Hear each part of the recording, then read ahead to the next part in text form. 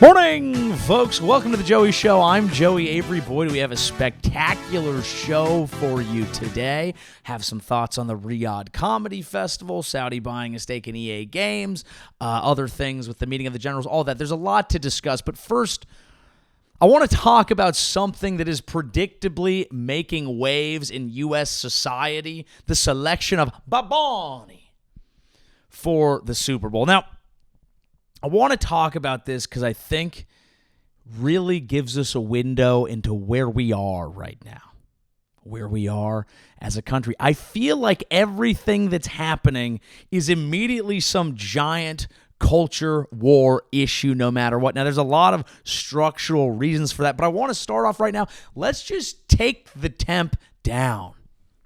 Can we take the temp down a little bit? Is that something we're capable of doing? Does anyone want to take the temp down? I'm in a hotel room right now. That means temp is down. 65 degrees. Daddy's in a robe in Hollywood doing Hollywood shit. The hotel series trundles on here. But why is every single thing that happens an immediate piece of the culture? Now, you could talk about, yes, it's the selection. This is a man who sings songs in Spanish. Let's just pause first. We're gonna take the temp down.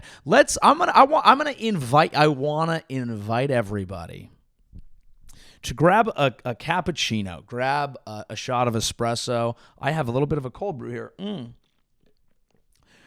Let's step into the Culture War Cafe. Can we do that? Can I invite you to pull up a chair to the Culture War Cafe? Here we can discuss things, but we can take the temperature down. See how nice and easy that? Can I bring in some like French cafe music, preferably copyright free? Not that this channel's monetized. Let's bring in some French cafe music. I wonder what I chose for this, but I can tell you, isn't that nice? Isn't it nice? We're here at the Culture War Cafe where we can talk about these things with a little relaxation, with a little intrigue. Isn't that interesting? What does that say about us? Instead of calm down. Step into the Culture War Cafe. Have a sip of caffeine. Sit across from someone you disagree with. Maybe consider where they're coming from. Can we do that?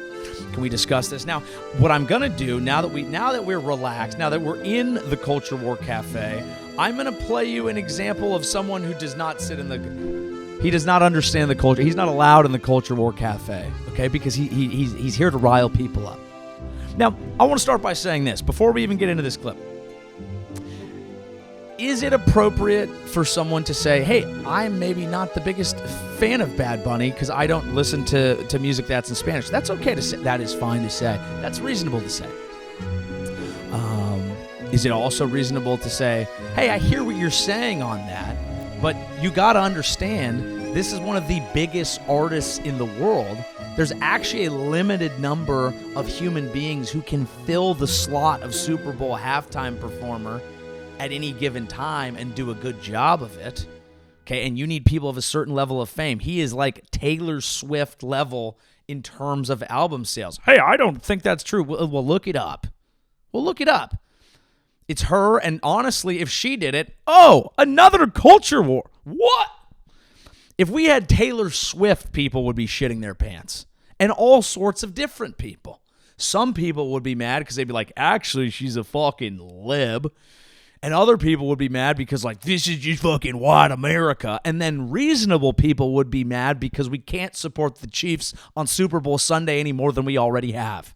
Unless you have a fucking referee sing the Super Bowl halftime show. But I digress. So, Baboni, okay? And his name is Benito, I believe. Benito Santiago. The last name is not his actual name, but if you're a vintage San Francisco Giants fan like I am, you will appreciate that reference. Yeah, went there. Yeah, Benito Santiago refs in the first minute of a pod. Is that how you get numbers on YouTube? No. Is that how you win the hearts and minds of people who understand you? Yes. So we're here in the Culture War Cafe. We understand that anytime someone is picked for the Super Bowl, you can have disagreements. It's for conversation. It's meant to be conversed. Oh, that's interesting. It's an interesting topic. It's frankly supposed to be fun. This is supposed to be a fun debate, which is why we're in the Culture War Cafe. Okay? Where we can talk about things and enjoy them over a nice cup of Chino. Okay, a flat white, perhaps. John Cena talking about a flat white. I saw that on TikTok before I went to bed. Don't go on TikTok before you go to bed. This John Cena clip is unbelievable. I'll try to remember to play it, but I don't want to get too far off track talking about John Cena talking about flat whites, because what we're going to talk about is this clip from Matt Walsh.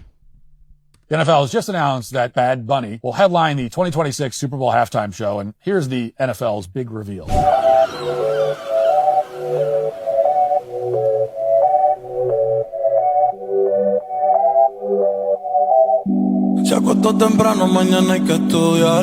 See, I like that already. I enjoyed that. So there's the whole Puerto Rican Humpty Dumpty aesthetic going on. He's not saying anything because he can't speak English. None of his songs are in English either. We should be thrilled to hear songs like this one, apparently.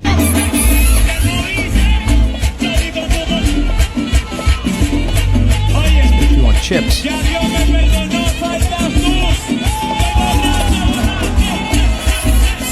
There are chain restaurants there are Applebee's bars with more talented musicians than this. But we're told that we're supposed to be impressed by Antonio, which is why he's constantly on SNL, streaming services, the Super Bowl, all over the place, being promoted relentlessly because he represents demographic replacement. You're not supposed to say that, but that's true. They want to send the message that America is not for English-speaking Americans anymore. My God, what a take. My God, what a take. That someone happens to sing songs in another language and you are so threatened that you're basically like, they're trying to replace it. Who's they? Is that what the NFL is trying to do, Matt Walsh? The National Football League is trying to replace you?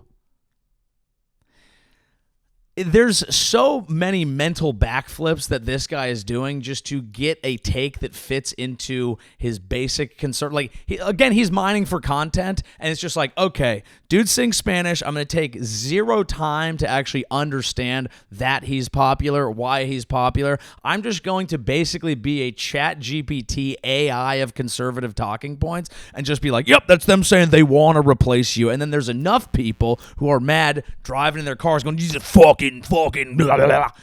Dude, you guys need to calm down. There's an appropriate take here, okay? And it's not that the National Football League is focused on demographic replacement. First of all, Applebee's does not have more talented people. Bad Bunny has bona fide, verified hits. His name is not Antonio. Fine. And the songs are sick. Dude, yes, you might not understand the words. You know what I also don't understand the words to? Most of the American songs that I listen to. I almost never understand what's happening in a song. It's about melodies. It's about vibe. It's about firing me the fuck up. The idea that there's a they at the NFL, a secret group of marketing people that are like, you know what we need to do? We need to send a message to white America that they're not welcome here at the NFL. The NFL is one of the most ruthlessly capitalistic enterprises of all time. They sacrifice the health and safety of their players to fly them all to other countries so that they can expand because they've already basically maxed out all of the U.S. money that they can get. That's what they're doing. And I believe and I thought that capitalism was one of your main things. So how can you not understand this is a money-making thing? You're pretending to play a team game, but your teams don't even align.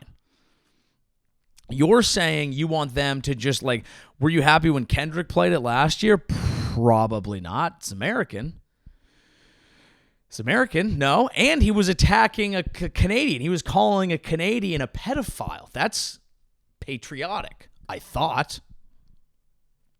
But no, we have to take everything to this like race baiting place of like they're trying to replace you.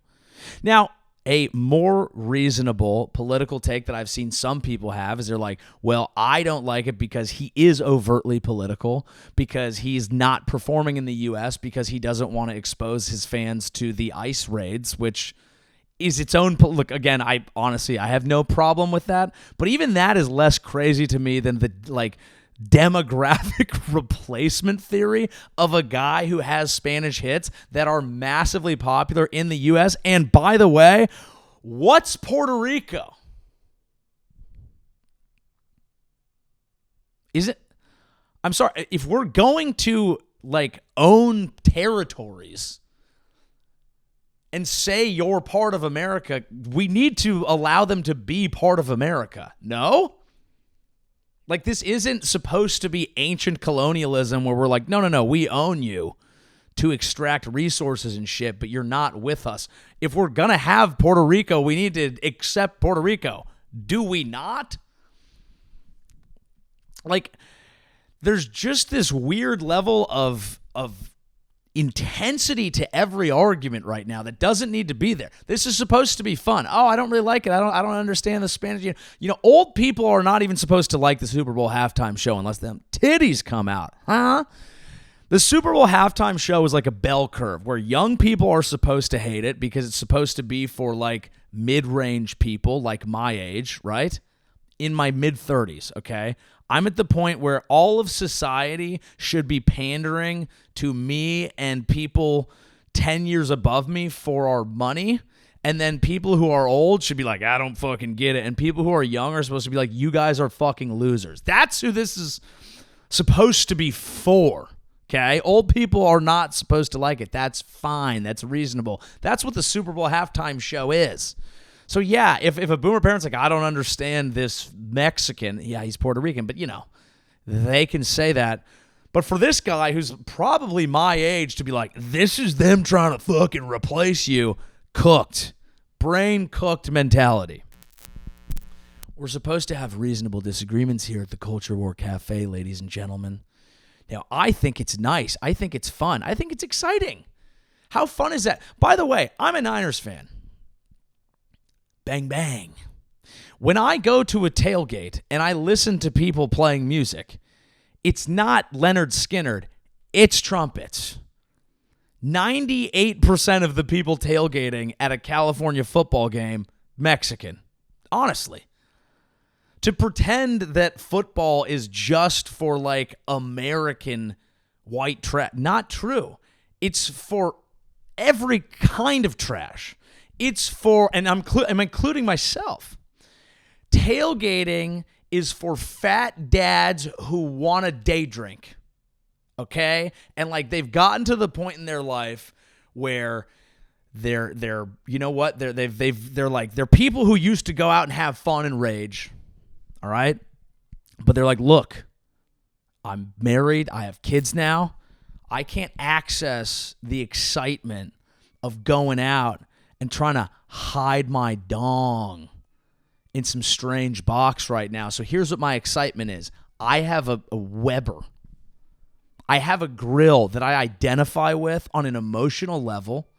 Okay? I'm going to bring some sausages. I'm going to bring some steak. And depending where you're from, you might even call that carne asada. And that's not a demographic replacement thing, you sick fuck. It's called a delicious different kind of meat. Have you no seasoning? God damn it, you guys are weird. You're weirdos and you're creeps. And when I say you, and it's important to determine here, I'm not saying every single person who's a little conservative or every single person who doesn't love Bad Bunny. I'm saying people who are threatened by people enjoying Latin music. You're weird. Your hips do lie. You've never moved your hips. You're crazy. You're like the bad guys in Footloose. Can you not like hear Bad Bunny and get a little excited by that? You're insane. Tailgates, okay, football, that culture is not just for fucking white America. It's for everybody in America. And there are a lot of different types of people here. That's what makes it exciting. Weren't you guys just excited that you were swinging the Hispanic vote for Trump? Didn't you enjoy that? You can disagree with any political thing Bad Bunny has said, but the fact that he makes absolute bangers in whatever language is not deniable, and it's not a threat, and it's fun. Can't have fun. When I go to a tailgate, like I said, it is mostly Hispanic dads cooking, dude. And that's what tailgating is for. Dudes who used to go out and rage, but they're like, well, now I'm not going out on a Saturday night trying to fuck. Now I'm waking up early on a Sunday trying to grill and getting drunk, con mi familia, and watching the game. And if we lose, dad's in a bad attitude and trying not to lash out. And that's not good either. And that's not good either. But we can calm that. We can enjoy other cultures. Isn't that what's fun about America? You can be pro Bad Bunny performing at the Super Bowl halftime show and also not be wide open borders. These things aren't that hard to fucking put together. Everyone's losing their shit right now. Or potentially that's just what the algorithm pushes, which is probably true, but it's a point we make every single episode. So we'll call out the weirdos when we see them. There's a phrase. Famous phrase, you're the average of the 5 people you spend the most time with. Like many phrases, it includes a statistic that is impossible to prove, but the vibe is there. The vibe is there. That's why when you go to the Deep South, you're going to be exposed to different kind of political ideology. You're going to be exposed to people who are fans of different teams. Hey, go Bama. Hey, I'm a little conservative. We assume we're free thinkers, but we're products of our environments and the ideas that we've been exposed to from an early age through adulthood. Doesn't mean you can't change. Does mean you're going to bring some of that in with you. It's what makes different perspectives so fun. It's supposed to be one of the exciting parts of the American experiment. It's supposed to be one of the things that the free speech helps us figure out. Marketplace of ideas, they say. The problem that I think we have now, as, yes, the algorithm pushes more and more inflammatory voices, you have to be crazier and crazier to push through in this environment. People are spending more and more time with 5 people they're hearing on the radio. The people they're hearing on the radio, the people they're hearing on a podcast are going to have different ideas. And some of those ideas are going to push you further and further and further. And then you have an entire ecosystem of people who are wound up by the same thing. You hear one thing, you hear it another place, you're like, yeah, I heard that, it's right. You end up with insane takes to things that could be a reasonable disagreement. I would call it an Uber, but it was a pre-scheduled black car, Hollywood doing Hollywood shit. And I was driving from Newark to my apartment in New York, and this guy, off rip, interesting fellow, Italian guy, jet black hair, like Steven Seagal, basically Steven Seagal. The hair was so black, like he didn't have a ponytail, but he wanted one. He was showing me a video. At first, I was like, this guy's very friendly. But it became clear to me he just wanted to talk about himself. That's all he cared about. And he took the wrong way back. So it ended up being a 2-hour drive of him just talking about him. He was showing me his nunchuck routine. Very strange. Very good at the nunchucks. You got to give credit where credit is due. He's spinning these nunchucks around, swinging them back and forth. Okay, showing me, he's like, I'm 65. He showed me his abs. He showed me a photo of his abs. Then I sucked his cock. No. He was telling me about how, you got to have kids, you got to do this, you got to do that. Just talking about himself. Giving me life advice. He was like, he's like, you got to have kids. And I'm like, no, I'm planning to. He's like, how old are you? I told him my age. He's like, well, you got to hurry up. And I was like, oh, no, I'm getting close. And he was like, you're fucking up. And I was like, well, you're driving me. And there's nothing wrong with being a driver, but don't tell me I'm fucking up, asswipe. Respectfully. I respect you, you respect me. I think. That's how it's supposed to work. But I respected his nunchuck game. And that was about it. Finally, he's yammering on about things that after 45 minutes, I think it's okay to say, like, I'd had enough. I would never have met this guy. It's okay. I like different perspectives. See how easy it is? But I got sick of it, and I was like, I need to edit this podcast so I can get it out to you fine folk. This was last week's episode. So I throw in my AirPods, finish editing the episode, and he turns on the radio. And I got to hear what he was listening to. And I pride myself on being someone who takes in a variety of perspectives. That's why I started the Culture War Cafe, trying to be fair to everybody. I want to, I have my own perspective. I'm very biased, but I want to know the root ideology of where other people who I disagree with are coming from so that I can better understand them and therefore better make them understand what I'm trying to say. I think it's somewhat reasonable. Doesn't mean I'm wishy-washy or an enlightened centrist. I just want to know why people think what they think so I can maybe evaluate what if I'm wrong, and if I'm doing that, maybe they'll do the same. Does it work? No. Is it worth a shot? Yes. It helps you be cordial. What he was listening to on publicly broadcast or maybe Sirius XM radio was some of the craziest shit I've heard in my life. Made like a Ben Shapiro, Tucker Carlson, probably even a Nick Fuentes seem like this person is a centrist. What this guy was saying was unbelievable. He was talking about Kimmel and how he absolutely deserves to be fired, how anyone who was saying anything about the FCC being involved was full of shit, how not only that should happen, but that the people who don't understand this are evil, godless creatures. This is going into a lot of people's content diet. And this fired this guy up. So I'm just fucking editing my shit. I finish editing it. We get into town. We have 10 minutes left. I'm thinking, hey, 10 minutes left. This guy enjoyed talking. Let's, I'm exhausted. I was on a red eye. Let's round this out with a reasonable chat and conversation, apart on good vibes. We talked for 45. I want to do 10 on the end. It made sense to me. Talking about, hey, man, you're so fit for your age. What do you do? All this, being nice. He's showing me pictures of his wife. He's like, look how hot she is. I was like, all right, dude, are you going to ask me to fuck her while you sit in a chair? He might have been close. But I'm not doing that to a man who has nunchucks. He ends up getting on this thing where he comes back and he's like, you gotta have kids. I'm like, dude, I'm fucking planning on it. What are you, my mother? And shout out to mom. And he was like, you gotta have kids, but here's the problem. They're trying to turn your kids different genders. They're trying to make them gay.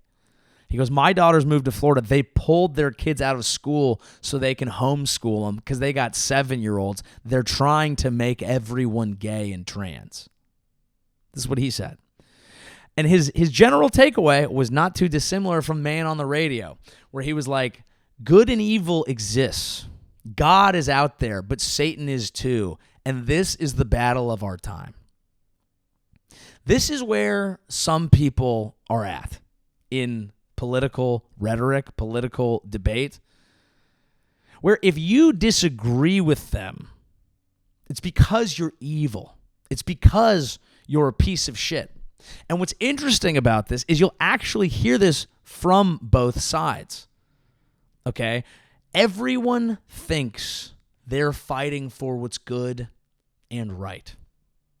People on the right think they're with God, and there's an evil group of people trying to turn their kids trans, to turn their kids gay, and that's godless behavior, and Satan and evil walks among them. And there's people on the left who think that anyone who believes in God and is maybe, unsure about the gays and trans issues are rabid people who want to see them dead, who want to erase their lives, and that anyone who's on that side is full of evil, is impossible to reach, is a bad person who hates them. It's a tough place to start from when both people think they're on the side of God or goodness, if you don't have a God, or righteousness. What's crazy about the whole thing is everyone thinks they're doing what's right. Now, I personally have a very strong opinion on this. I think that people who are against people wanting to live their own lives are, I think they're in the wrong. But what's interesting is the country was supposed to be set up in a way that allowed people to worship what they wanted to live how they wanted to live, and to live separately and live and let live. That is how the country was supposed to be set up. But people are violating that. And that's the problem, because at the end of the day, we're not all going to agree on what is and isn't okay. I don't think nunchucks are cool. I don't think homeschooling your kids because you're afraid that people are going to turn them gay, and afraid of gay is literally homophobia. It is. So you're going to homeschool your kids because you're afraid everyone's turning them gay. That's fear-mongering. That's crazy to me. But everyone thinks they're on the side of what's right, and that turns temperatures up to a high degree. And then you seek out people who agree with it, and now not only are you the average of the 5 people you hang out with the most, those 5 people are online getting more and more radical, and then you pull your kids out of school because you're like, these fucking people are all godless. Church was supposed to be about community, coming together, hanging out with people from all over society, I thought.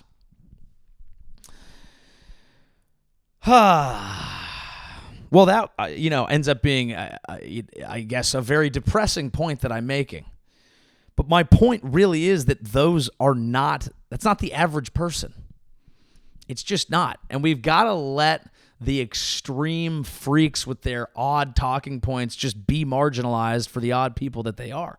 I think one of the biggest problems with our society is people who don't have normal fucking friends.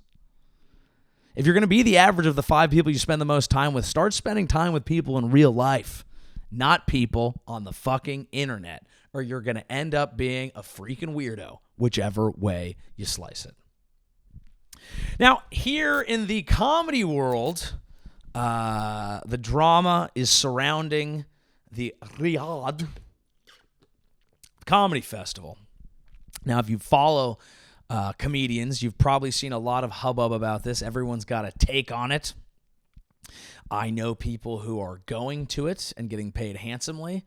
I know other people who are getting a ton of engagement off of publicly shitting on it.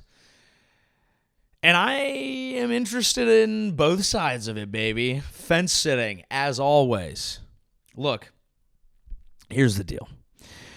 What is Saudi Arabia trying to do? I've been famously a very anti-live golf person because they straight up came in to use money to ruin the PGA, to ruin golf, to give people a payday to play some hokey, rinky-dink, bullshit, dumbass, Mickey Mouse, fake shit golf.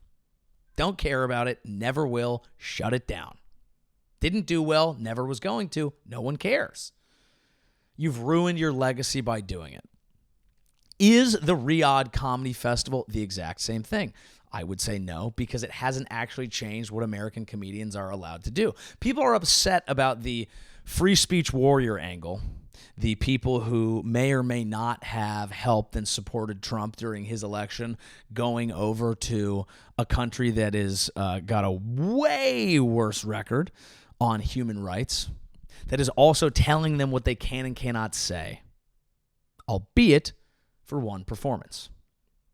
Now, different than Live, they're not disrupting the U.S. comedy circuit. A lot of these people can go out there, get a bag, return to the United States. They can shit all over Saudi Arabia, say all their thoughts about it if they want to, and maybe never be invited back, but secure the bag, return home, and still talk about it and be open about it and do that. You could do that.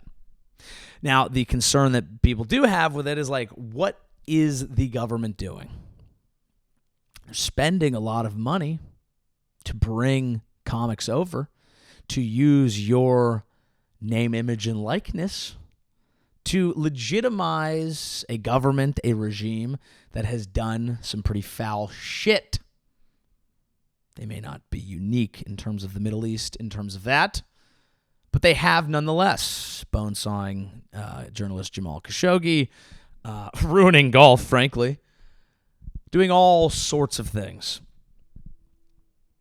So is it a good thing that American comedians, famous for being cultural critiquers, supposedly speaking out against authoritarianism? I think what people are generally uncomfortable with is that comedy, in the modern essence of it, appears to have been used to push forward a candidate in the United States who is significantly more fascist than the alternative, who is showcasing some authoritarian impulses, sending the military into individual cities, bombing random boats in the Caribbean with no due process, just killing Venezuelans with no actual proof. We need to talk about that more than we are, I think.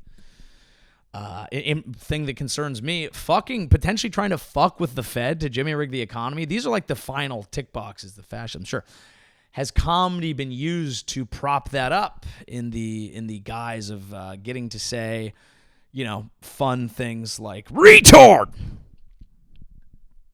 Maybe. And now is it being used by even more authoritarian governments to showcase to their people, hey, look, all these people are fun with us. That's the concern. So is it not okay to do it? I really think every situation is unique. If it was just Kevin Hart who went over there, would anyone think about it? Would anyone care? If I was planning a tour and I was like, hey, I want to do a stop in Saudi Arabia, I have a lot of fans in Saudi Arabia. Does that mean I'm co-signing the government because I want to entertain the people of a country that I don't know that much about? Do we have to agree with the government of every country to perform there? Do we have to agree with the government of the U.S. to perform here? Are we co-signing that? I don't know. It gets a little muddy, and that's where it's just one of these things where the most boring take to have is, yeah, it's probably case by case depending on what you got out of it, what you think they're doing it for. Is it that disappointing? Is it awesome when you see someone like Shane Gillis turning it down? Because I think he said, and I quote, "You have a pretty simple rule: don't 9/11 your friends." Oh, Pete Davidson's dad was killed in 9/11. He's going. He didn't even look into it. Guy smokes weed, or he used to. It's hard because I am someone who wants to travel the world, who would love to entertain people from different countries, and I do think there's a unique way to do it. I think if it were me, it would depend on what they offered me, and I'll tell you how I would handle it. Don't, hey, I'm wearing a bathrobe, but hey, I'm not just a shitty guy. Here's how I would do it. If they offered me not enough, I simply wouldn't do it. If they offered me enough, I would do it, and then I would come back and then potentially be very critical of all of it. What about that? What about securing the bag and then returning? Is that okay? Then being honest about it. I think what's unsettling is you see this everywhere. Comedy is a sad example because of what comedy represents. But you see it, Tom Brady is doing like a flag football league over there in Saudi Arabia. Participation from Christian McCaffrey. Should he be playing in that? I'm worried for all of his ligaments. Don't do that. Please, Christian, don't. Does anyone care about that, or did we just assume that the NFL is selling out to the highest bidder? And where's the outrage on that? They're playing in Saudi Arabia. Are the same people who are mad that Bad Bunny's playing in the Super Bowl, are they going to be mad about the NFL doing flag football shit in Saudi Arabia? No, they're not. Is it weird that this guy, Turki Al-Sheikh, let's look this guy up. Okay, so there's this guy, Turki Al-Sheikh, and he is a royal court advisor with minister rank and a chairman of Saudi Arabia's General Entertainment Authority. So essentially, all the different things that Saudi Arabia is doing to gather soft power, Riyadh season, the Riyadh Comedy Festival, Live Golf, the Tom Brady thing, all the stuff that they're trying to do are kind of running through this guy. Okay, Mohammed bin Salman is kind of letting this guy cook with all this. Now, he's become the most visible promoter. If you do something, like, he's in the photo with you, right? Like, he's in photos with Tom Brady. He's kind of all over it. This dude's like got an IG presence. Like, bro has clout. Now, a Guardian interview summarizing an investigation by The Athletic reports that people who criticized Al Sheikh on social media were arrested, and that detainees refer to a section of Riyadh's Al Ha'ir prison as the Tutu Wing, his nickname, and it also cites verified cases and court records of users being arrested and abused after criticizing him, including one man allegedly abducted, blindfolded, slapped by Al Sheikh, then dumped roadside. So that's not ideal. He's also friends with Saud al-Qahtani, the royal court aide widely linked to Western intelligence and reporting to Jamal Khashoggi's murder. Okay, so that's not ideal. You don't generally want to be using your fans and your clout to pose in photos with people who are doing that. It's generally not a great look for your career. If you're speaking truth to power, the Human Rights Watch called the 2025 Riyadh Comedy Festival an attempt to whitewash abuses, highlighting severe penalties for speech and recent executions. Criticism that extended to performers taking the stage there. Major outlets echoed the backlash coverage. So that's not ideal. And that does make it it's a little hard then. It's a little hard then. There's kind of an interesting, there's kind of a dark side to our intertwined global economy as pertains to following your dream, right? If you're in entertainment, you want to make money, basically what you're trying to do is become popular enough to have the ears and eyeballs of enough people that people with money come and try to sell things to those people. Now, there's a sliding scale of what those things are. If this episode was sponsored by Coca-Cola, well, that's making kids fat and giving them diabetes. Is this podcast trying to fatten up the youth of America? No. But for the right check, Coca-Cola is a family-friendly brand. It's a family-friendly brand, you know what I mean? Sports betting. I do it. Is it good for you? No.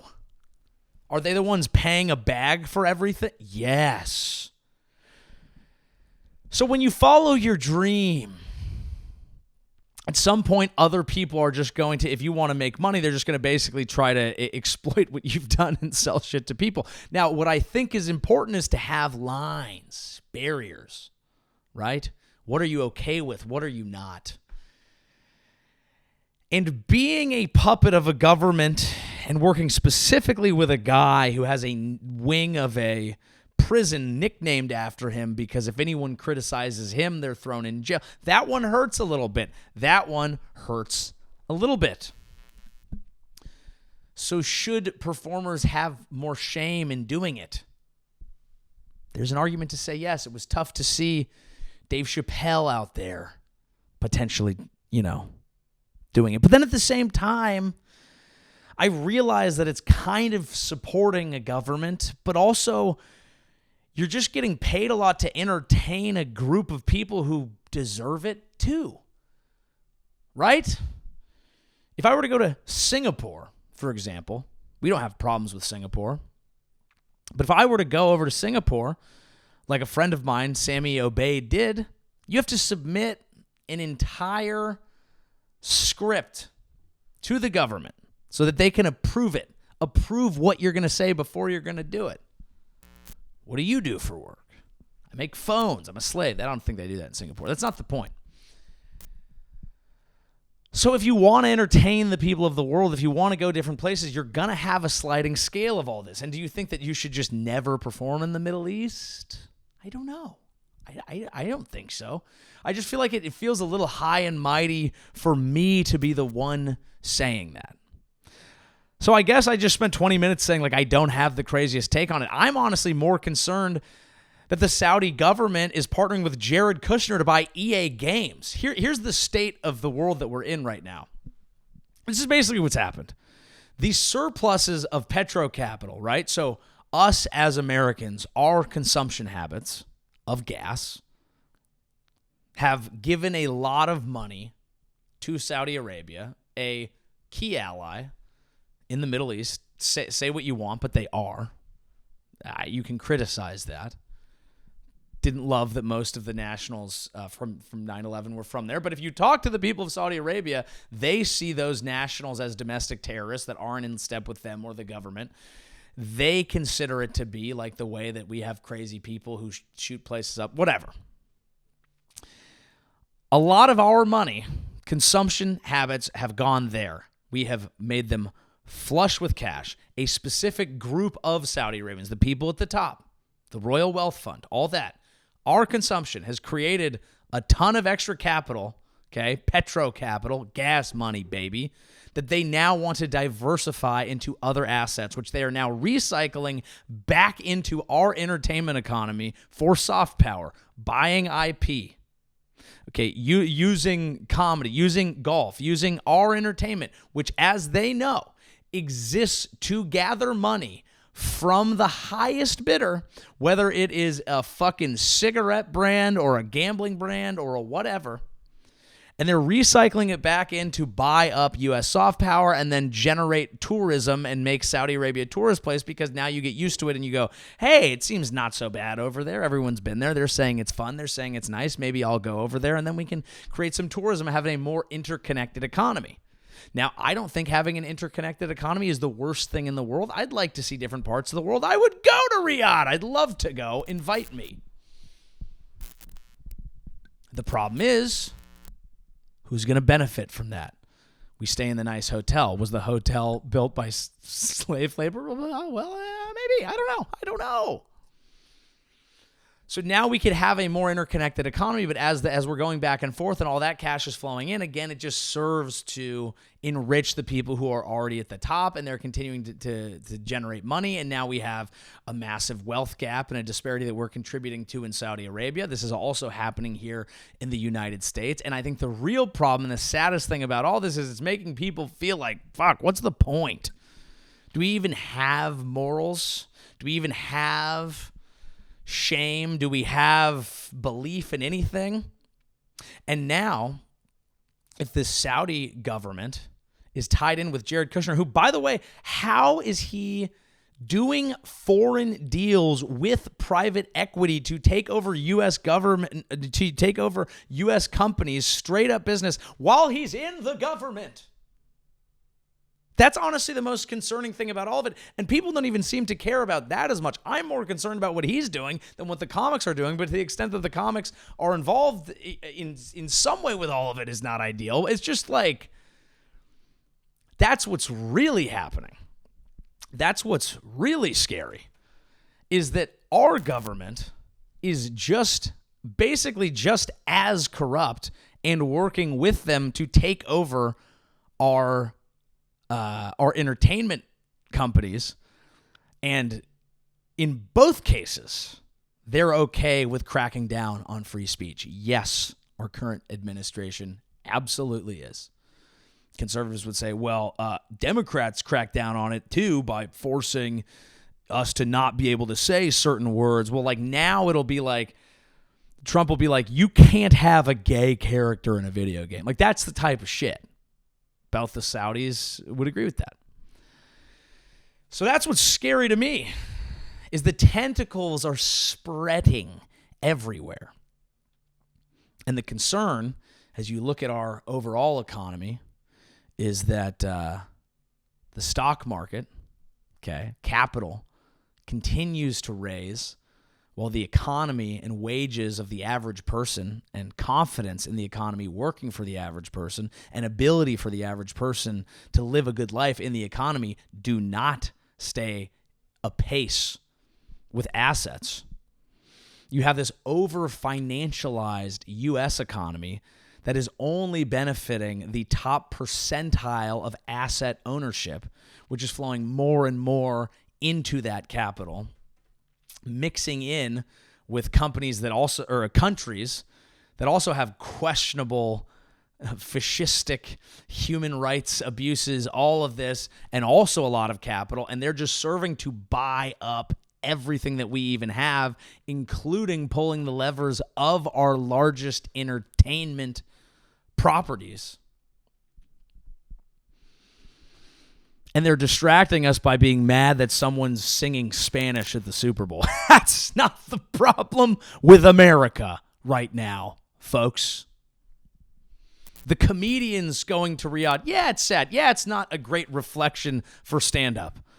Do I understand it? Do I think it's the worst thing? No, I don't. I think the real economics underlying the entire thing are the bad thing. This is just an emblem that's easy to talk about, that's easy to shit on. The deeper web is the dark thing that feels like it's not possible to untangle. That is what's concerning. But can you fix it? Is it too late? I think you really have to think about things from your own perspective. What do you actually feel okay about?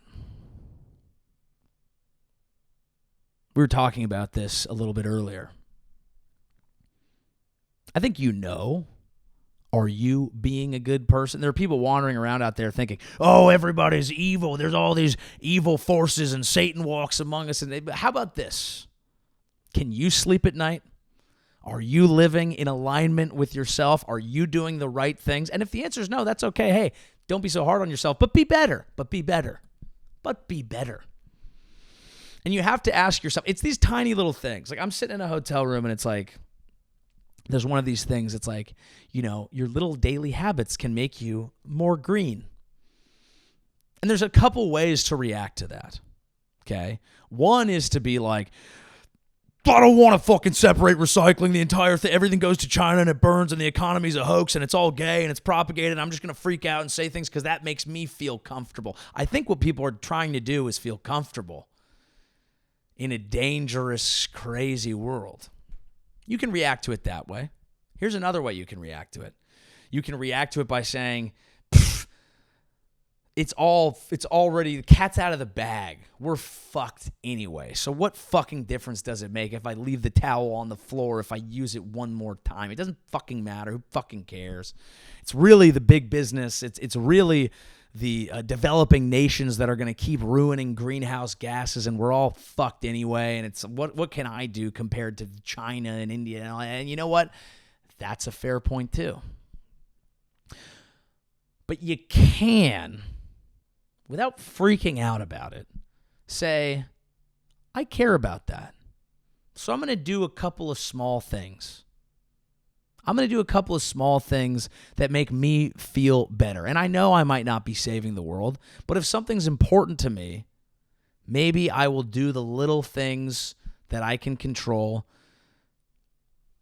And I'll realize that I can't fix the entire world, but I can control myself. And when you clean up, what is it, the phrase? You clean up your side of the street. You keep, you just got to tend to what you can and not freak out about the whole thing. I think that's what's important. And that's why it's important to call things out. Like, I know that I probably can't stop the Trump administration from just using the full power of the U.S. government to deal in completely corrupt things that benefit only the people directly around them, and that it's this insane, obvious crony capitalism cash grab that feels like it's emblematic of the end of time. I might not be able to fix all that, but I can talk about it and say, well, that's not great. And I wouldn't do that. And I'm going to probably vote for people who might not do that. That might be the best we got. It's not all over, folks. It's not. But it's worth paying attention. Okay? And so that is why I will announce I'm not doing the Riyadh Comedy Festival. I'm not going to do it. I will be performing at the Super Bowl. I will. And I'm going to show Moose Knuckle in honor of Janet Jackson. All right, folks, come on out and see me on tour, joeyavery.com/live. Let's run through some of the dates because, folks, I think I mentioned the economy's not great. Yeah, ticket sales also not great. Not just for me. It's across the entire globe here. Point Pleasant, New Jersey, today, when this comes out. Levittown, New York, this weekend. Charlotte, North Carolina. Hoboken, New Jersey. San Diego, California. Denver, Portland, Seattle. Beverly, Massachusetts. Batavia, Illinois. San Jose, California. And, yes, Huntsville, Alabama. Coming in Feb. Huntsville, if you're in Alabama, we're trying to decide if we think we can even pull this off. I don't know what the fuck I got out there. They might not have liked this episode. Maybe not, but it's the Culture War Cafe. We love everyone here, but prove me wrong on my priors here. Tell me why I'm wrong. You're not going to. Gonna do some fun personal announcements here shortly, but first, here's a little clip that caught my eye. I think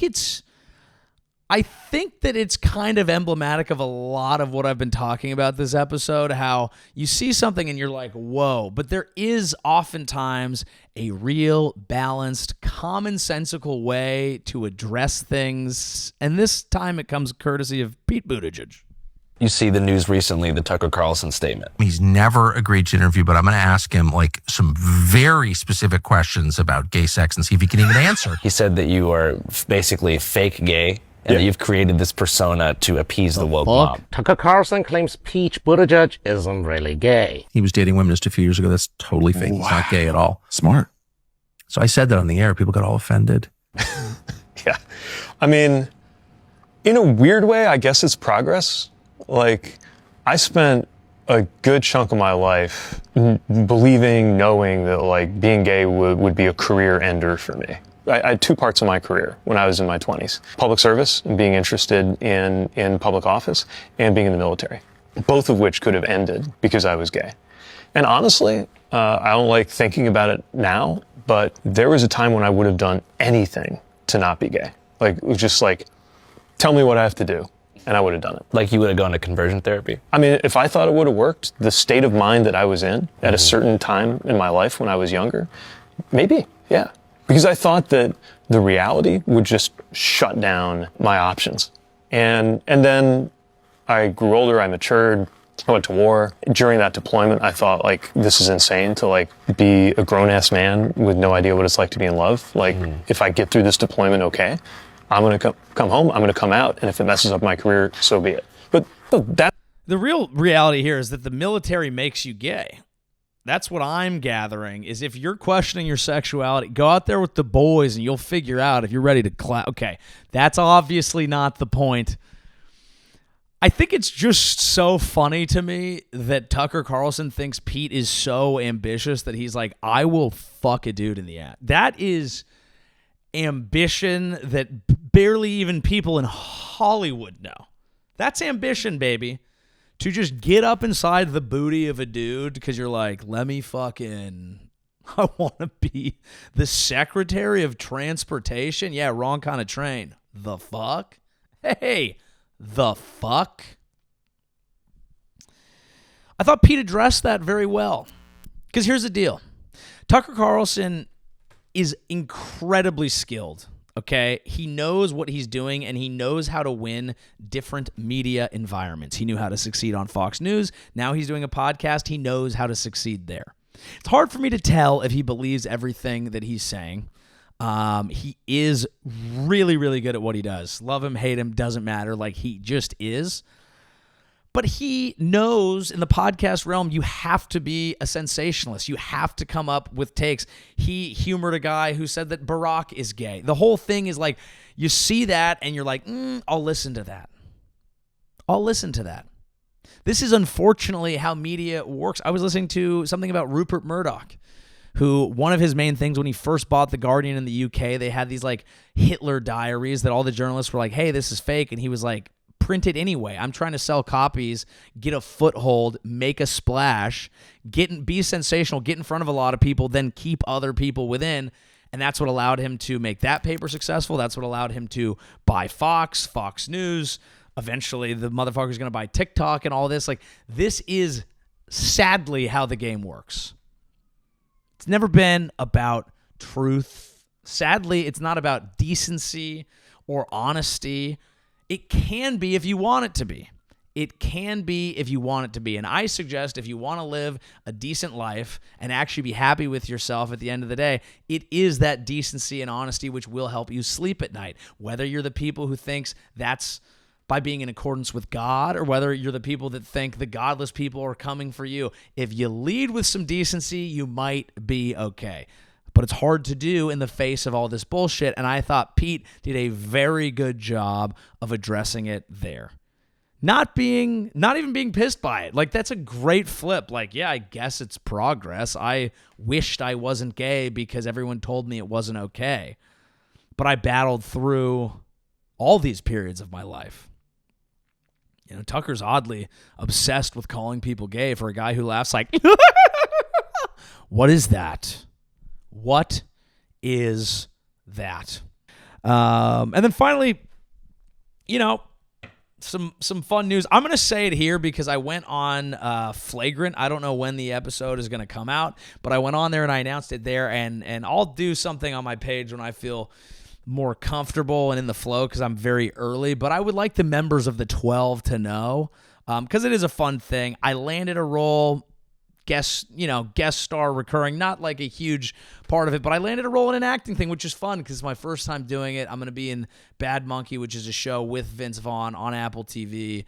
He's the fucking man. I only worked with him once so far, but going to do something later today and just, pretty surreal. So just kind of celebrating a little win on the personal side. Would like the members of the 12 to hear it first. I know that by the time we're this deep into an episode with this amount of listenership, it's like telling a group circle of friends. But that's what we are here, folks, at the 12. Thank you very much for listening. You know, I guess this episode wasn't as funny because I ended up in some things that some global intertwined macro concepts that I'm unfurling myself a little bit. And I hope it wasn't too rambling, but thank you guys for listening to the show. As always, please like, subscribe, comment on Spotify, on YouTube, on whatever the fuck. Love you guys. I'm Joey Avery. This has been The Joey Show. Good night. Thank God I have a podcast.